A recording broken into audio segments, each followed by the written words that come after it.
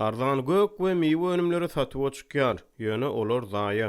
Şu günler Mara welaýatynyň döwlet dukanlaryna arzan banan, soğan we kartoşka ýaly gök we miwe önümleriniň söwdasy bolady.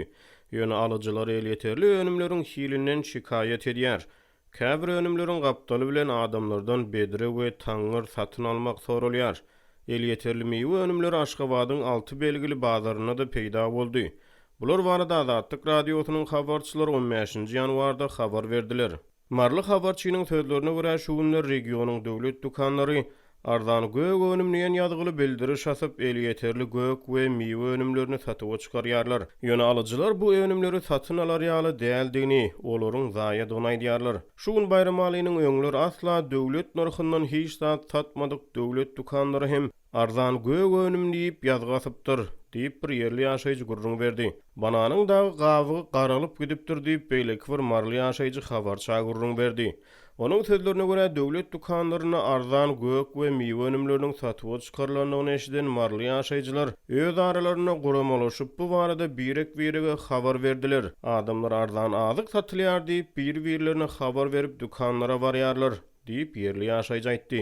Ol döwlet dukanlaryna satyp çykan gök we miwe önümlerini sowu guranlygyny çaklady. Bir banan açyp dadyp gördüm. Banana tagam ýok, sabyn ýen ýaly. Onu çağalara berip bolmaz diýip ýene bir ýaşaýjy zaýalanan haritlara üns çekdi. Daşy garalyp giden bananyň 1 kilogramy 30 manat ýany bilen sowu guran soğan ýa-da kartoşka satyn almaly diýip ol sözüne goşdy. Kän halatlarda satyjylar bananyň gapdaly bilen adamlara bedre we taňyr hödürleýär. Ýöne olaram gymmat. Habarçynyň maglumatlaryna görä bananyň gapdaly bilen satylýan soğanyň we kartoşkanyň 1 kilogramy 6 manat. Dukandan banan alyp çykan adamyň eline soğanam bardy. Ýöne soğan tas eräpdir diýen ýaly. Çürep zaýalanan soğanyň ýygy paketiň daşyna urupdyr. Beýleki bir adam bananyň ýany bilen kartoşka alypdyr. Onuň paketini eren kartoşkanyň suwu bananyň üstüne damypdyr diýip marly ýaşaýjy gurrun berdi. Gapdaly bilen goşulyp satylýan zaýa haritlardan ýüze urupdyňa banan satyn aljak bolsaň onuň 1 kilogramy 36 manat. Ýöne zaýa soğany we kartoşkany satyn almakdan boyun toglaýan adamlara satyjylaryň ýene-de bir teklifi bar. Olar alyjylary eger soğany kartoşkany halamasalar bananyň gapdaly bilen plastik bedreleri ýa-da taňyrlary satyn almagy teklip edýärler.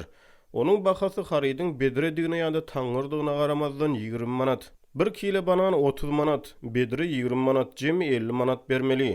Bularyň 20 manatdan satmakçy bolýan bedreleri hususy dukanlarda 14 manat diýip bir marly hasap ýöretdi. Onuň sözlerine görä satyjylar banan, soğan, kartoşka, taňyr, bedre diýip söwdany bulaşdyrýan mahaly hiç da satın alman nägili bolup dukandan çykyp gaýdýan adamlarym bar. Yerli ýaşaýjylar döwlet dukanlaryna peýda bolan elýeterli haritlaryň täze ýyl bayramçylygynyň öň ýany bazarlarda bolçulugy döredilmäge synançylan önümlerden aýdýarlar. Ýatdasyk täze ýylyň öň tyrasyny Aşgabatyň Gülistan, Günnogor we Paýtagyt bazarlaryna habarçymyzyň tasdiklamagyna görä arzan bahadan miwe önümleri, şol sanyny alma, armut, banan we nar satyp çykaryldy. Şonu bu miwe önümleriniň kilogramy 5-10 manatdan satyldy. Täze ýyldan şu gün içinde howanyň doňokçuluk bolan sebäpli ýükluglarda geçmän galan haritlary döwlet suňdurman olary beýleki önümleriň gapdaly bilen halky arzan bahadan satdyrmakçy bolýar diýip bir marly ýaşaýjy gök we miwe bolçulugynyň mümkin bolan sebäpleri barada pikir ýöretdi.